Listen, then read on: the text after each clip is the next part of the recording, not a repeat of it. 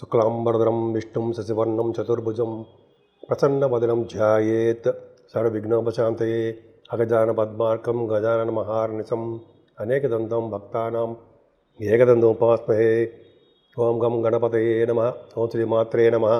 ఓం శ్రీ గురుభ్యో నమః. మా ఆది హాస్టల్ని చూస్తున్నటువంటి మీ అందరికీ పేరు పేరున నా హృదయపూర్వక నమస్కారాలు. నేను మీ Vadarevu Adinarayana Rao Sharma, CMA and MA astrology and vastu అండి. నా సెల్ నెంబర్ 7075389589 7075389589. మీ జాతకాలు చూపించుకోవాలనుకుంటే ఇప్పుడు నేను చెప్పిన నెంబర్కి మీరు ఫోన్ చేయండి. Date of birth, time of birth, place of birth 3 ఉండాలండి. అంతేకాకుండా మ్యాచింగ్ అంటారు కదా, వధూవారుల జాతకాలు కలిసే పొంతన అది చెప్తాము.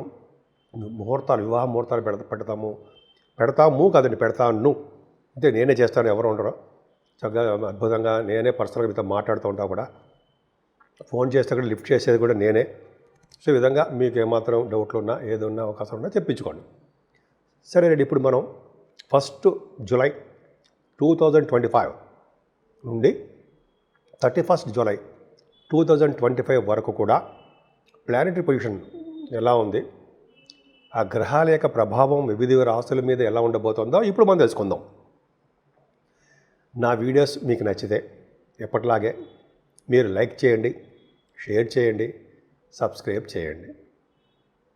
కుంభరాశి వారికి మీ రాశిలో రాహు, ద్వితీయ భావంలో శనేశ్వరుడు మంచిది కాదు.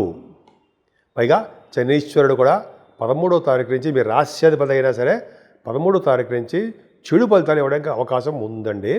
ఎందుకంటే 4 నెలల పాటు శనీశ్వరుడు వక్రగతిలో వస్తున్నాడు. వక్రగతిలో ఉన్నటువంటి పాపి మరింత చెడు ఫలితాలు ఎక్కువ ఇవ్వడానికి అవకాశాలు ఉన్నాయి. సో అదొకటండి. మీరు రాశిలో రాహు ఉండడం వలన గురుదృష్టి ఉంది కాబట్టి కొద్దో గొప్ప పర్వాలా మిమ్మల్ని కొద్దిగా సేవ్ చేస్తూ ఉంటాడు గురుడు. సెకండ్ హౌస్ లార్డుగా ద్వితీయ భావంలో ఉన్నాడు కాబట్టి ఫారిన్ కంట్రీస్ మాత్రం జర్నీస్ ఖచ్చితంగా వెళ్తారు, అందులో డౌట్ లేదు.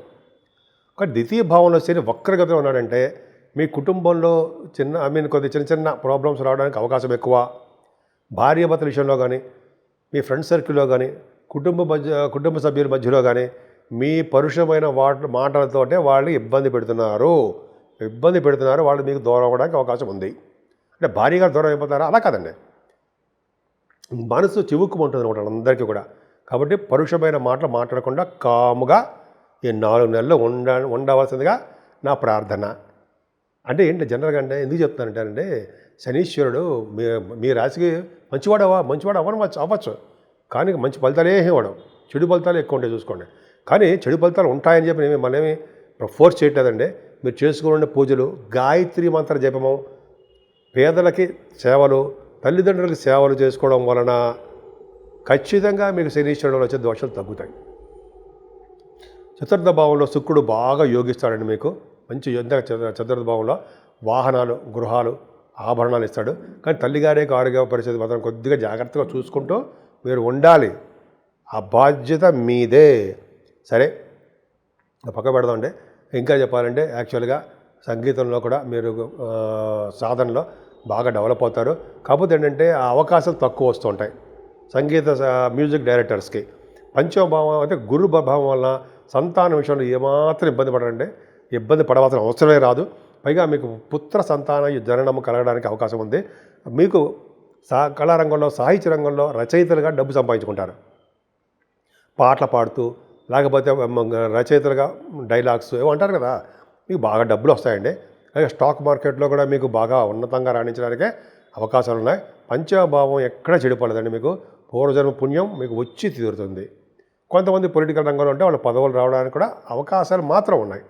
6వ భావంలో రవిబుధులు మంచివాళ్ళని అంటాను నేను. ఎందుకంటేనంటే 6వ భావంలో రవి మంచివాడే. 9th హౌస్ లార్డ్గా, అష్టమాధిపతిగా బుధుడు మీకు 6వ భావంలో ఉన్నాడు. ఏదేమైనా రవిబుధుల వలన డాక్టర్స్, మీ కుంభరాశిలో డాక్టర్స్ ఉన్నారండి, వాళ్ళకి మంచి ప్రతిభ, సక్సెస్ రేటు ఎక్కువ ఉంటుంది. బహుశా ఫారిన్ కంట్రీస్ కూడా మీరు వెళ్తారండి. ఏదో ఆపరేషన్స్ చేయడానికి మీరు వెళ్ళబోతున్నారు. ఆపరేషన్ చేయడానికి ఎందుకు వెళ్ళబోతున్నాం? ఆ రీజన్ ఏంటయ్యా? అవునా? నేను నోటికి వచ్చి చెప్పేసి సరిపోతే మీరు నమ్ముతారా? నమ్మరు. రీజన్ ఏంటంటే రవి బుధులు కర్కాటక రాశిలో ఉంటే డాక్టర్స్ వృత్తికి బాగా పేరు ప్రఖ్యాతులు తీసుకొస్తారు మీరు. మరి ఫారిన్ కంట్రీస్ ఎందుకు వెళ్తారు? ఫారిన్ కంట్రీస్ కంటే 12th హౌస్లో ద్వితీయ భావంలో ఉండడం వలన, అలాగే 29వ తారీఖు నుంచి కుజుడు శని కాంబినేషన్స్ ఉండడం వలన ఆపరేషన్స్ చేయడం కోసము, ఆ బ్లడ్ కూడా మీరు కంటితో చూడడం కోసము మీరు విదేశాలు వెళ్ళాల్సిందే. ఇది రీజన్. అంతేకాదండి, రవి బుధుల కాంబినేషన్ వలన కూడా మీకు అన్నీ మంచి జరుగుతాయి, ప్రతిభ కనపరుస్తుంటారు. కేసు కూడా కుజుడు కూడా 7వ భావంలో అంత అద్భుతమైన ఫలితాలు ఇవ్వడం, భార్యాభర్తల విషయంలో కొద్దిగా చిన్న ఇబ్బంది కలిగించడము, వివాహాది వేడుకల్లో చిన్న ప్రాబ్లమ్స్ రావడం జరుగుతుంది. అన్నిటికంటే ముఖ్యమైనది ఏంటి అంటే ఇప్పుడు చెప్పబోయే పాయింట్ అండి, 29వ తారీఖు నుంచి కుజుడు కన్యారాశిలోకి వస్తున్నాడు. ఆ కుజుడికి బలవంతుడైనటువంటి వక్రగతిలో ఉన్నటువంటి శనీశ్వరుడి యొక్క దృష్టి కుజుడి మీద పడుతోంది. అష్టమ స్థానం మీకు అయింది. కాబట్టి చాలా చాలా జాగ్రత్తగా మీరు ఉండాల్సిందే. మీరు విదేశాల్లో ఉన్నా, స్వదేశంలో ఉన్నా, ఎక్కడున్నా సరే ప్రయాణాల్లో మాత్రము, ప్రయాణాలు కాదు ఎక్కడున్నా సరే మీకు బ్లడ్ కనిపించి తీరుతుందండి. అంటే మీకు ప్రాణగండం ఉంటుందా? ఏమీ ఉండదు. ప్రాణగండం సమస్య కాదండి. మీకు బ్లోన్స్ సంబంధించిన దెబ్బలు తగ్గడము, పడిపోవడము, యాక్సిడెంట్స్ అవ్వడము జరుగుతాయి. కనీసం గురుదృష్టి కూడా లేదు మీకు అష్టమ భావానికి, ఎవరు చూడటంలా. కాబట్టి 29వ తారీఖు జూలై నుంచి అత్యంత శ్రద్ధగా మీరు ఉండాలి. ఉంటూ శనీశ్వరుడి యొక్క విపరీతంగా పూజలు చేసుకోవాల్సిందేనండి. వీలుంటే శనీశ్వర దేవాలయాలు మందపల్లి కానీ, శని చంగరాపూర్ అంటారు సరే అక్కడ కానీ, తిరునల్లారు అక్కడ కానీ, అయితే ఎక్కడ మన ఊళ్ళో కానీ జూలై నుంచి కూడా మీరు అత్యంత శ్రద్ధగా భక్తితోటి శనీశ్వరుని పూజించి తీరాలి. ఎందుకు చెప్తుంటారంటే, నేను మీకు చెడు జరగాలని నేను కోరుకోను, మీకు మంచి జరగాలని కోరుకుంటా. కాబట్టి భక్తి తత్పరతలో ఉన్నామంటే దెబ్బలను తగిలినా కూడా చాలా సింపుల్గా పోతాయి. గురుడు చూడండి, భాగ్యస్థానం ఎలా చూస్తున్నాడో బ్రహ్మాండంగా భాగ్యాన్ని వృద్ధి చేస్తుంటాడు. కోర్టు సంబంధించిన విషయాల్లో గెలిపిస్తాడు ఉండాయి, అది ఉంది. లా సంబంధించిన విషయాల్లో భాగ్యస్థానాన్ని గురుడు చూస్తే సక్సెస్ చేస్తాడని ఉంది. అంతేకాకుండా మీ వేద పండితులకి, శాస్త్ర కోవిదులకి, అంటే ఆగమ శాస్త్రాలకి వాళ్ళకు కూడా వేదాలు బాగా అభివృద్ధిలో బాగుంది. ఫారిన్ కంట్రీస్లో వెళ్తారు మీరు. ఏమైనా ప్రొఫెషనల్గా మీరు బాగుంటారు. కంప్యూటర్స్ రంగంలో ఉద్యోగాలకి ఆ భద్రత ఉంది. ఏమీ ఉద్యోగాలు పోతాయని భయం మాత్రం ఏం లేదు. అంతేకాకుండా భాగ్యస్థానానికి గురుదృష్టి ఉంది కాబట్టి సంపూర్ణమైన ధన ప్రాప్తి మాత్రం బాగా ఉందండి. లాభాలు బాగున్నాయి కాబట్టి మీ అన్నయ్యకి బాగుండడము, మీరు చేస్తున్న వ్యాపార అభివృద్ధి ఉండడము, ఇవన్నీ బాగానే ఉన్నాయి. కానీ ఒక్కడు మాత్రం కుంభరాశి వాడు గుర్తుపెట్టుకొస్తుందంటే కాలసర్ప దోషంలో మీరు ఉండిపోయారు 28వ తారీఖు వరకు. మీరంటే మీరు కుంభరాశి వాళ్ళని. అలాగే శనీశ్వరుడు మీకు ద్వితీయ భావంలో వక్రగతిలో విపరీతమైనటువంటి చెడు ప్రభావం గలవాడుగా బలవంతుడైపోయాడు. అంటే ఈ ముగ్గురిని మీరు పూజించాల్సిందేనండి. రాహుకేతువుల్ని వీలుంటే మన కాళహస్తి వెళ్ళడం, స్వామివారికి పూజ చేయించుకోవడము. అంతేకాకుండా శనీశ్వరుడు ద్వితీయ భావంలో ఉండడం వల్ల కుటుంబంలో విచ్ఛిన్నం కాకుండా, కుటుంబంలో ఇబ్బంది కలగకుండా, కుటుంబంలో మీకు ఎటువంటి ప్రాబ్లమ్స్ లేకుండా మీకు జాగ్రత్తగా మీరు ఉండాల్సిందే. మీరు గట్టిగా మాట్లాడకుండా, మీ పరుషమైన మాటలతోటి జనాలు ఇబ్బంది పెట్టకుండా మౌనంగా ఎంత మాట్లాడాలో అంత మాట్లాడుతూ ఉంటేనే July, August, September, July almost July, August, September, October, November ఈ 4 అంటే 5 నెలలు అనుకోండి. జనరల్గా 4 నెలలు అని చెప్తాం మనం. జూలై ఎండింగ్ కాబట్టి జాగ్రత్తగా ఉండండి. శుభ ఫలితాలు వాటంతట అవే వచ్చి తీరుతాయి. మీరు కష్టాన్ని నమ్ముకోండి, విజయం సాధించి తీరుతారు.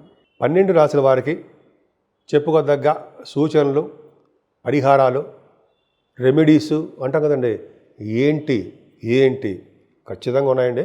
ఎందుకంటే మేషరాశి నుంచి మీనరాశి వారికి కూడా ఈ జూలై నెలలో మాత్రం టఫ్ పీరియడ్ అని చెప్తాను నేనైతే. కొంతమందికి బాగుంటుంది. ఎందుకంటే శనీశ్వరుడు వక్రగతిలో ఉండడం వల్ల ఎవరికి కూడా యోగించడండి ఆయన. అంటే చెడు గ్రహాలు వక్రిస్తే చెడు ఫలితాలు అధికంగా ఇస్తారు అంటాం. మీరు భయపడడానికి కోసం చెప్పట్లేదండి. కాబట్టి శనీశ్వరుడు ఫస్ట్ పాయింట్, ఆయన వక్రగతిలో ఉన్నాడు. రాహుకేతుల మధ్యలో ప్లానెట్స్ పొజిషన్స్ అన్నీ ఉండిపోయాయి.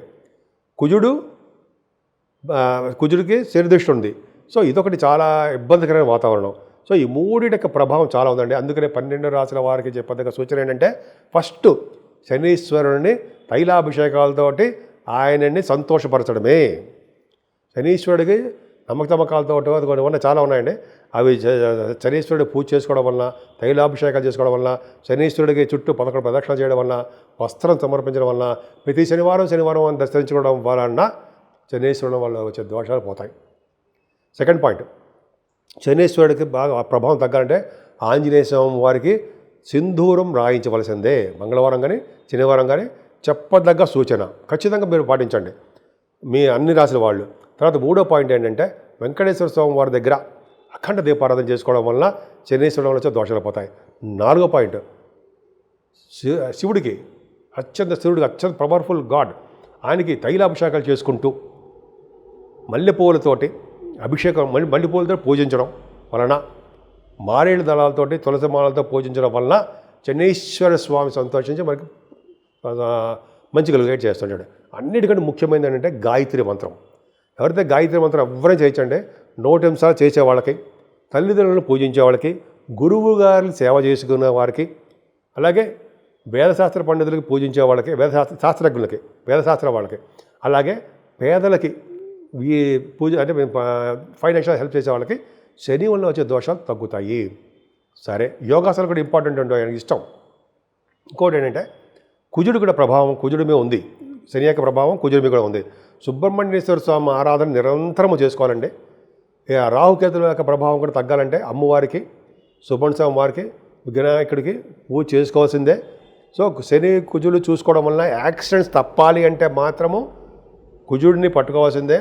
కుజుడు యాక్సిడెంట్స్ని తప్పించేవాడు కూడా ఆయనే కాబట్టి కళ్యాణాలు చేయించుకోవడము, తులసి మాత కంటే ఆయనకి మల్లెపూలతో పూజ చేయడం అండి. ఇప్పుడు మల్లెపూలు వస్తాయి కదండి, మల్లెపూలతో పూజ చేస్తే చాలా ఇష్టం ఆయనకి, అద్భుతమైన ఫలితం అండి. మల్లెపూలు దండైనా సరే వేయడం వలన, స్వామికి సుబ్రహ్మణ్య స్వామి కళ్యాణం చేయించడం వలన, శనీశ్వరుడు దృష్టి కుజుడికి ఉండడం వలన ఆ అపవాదులను తొలగి సంపూర్ణ ఆరోగ్యవంతులుగా 12 రాశుల వారికి ఉండడానికి అవకాశం ఉంది.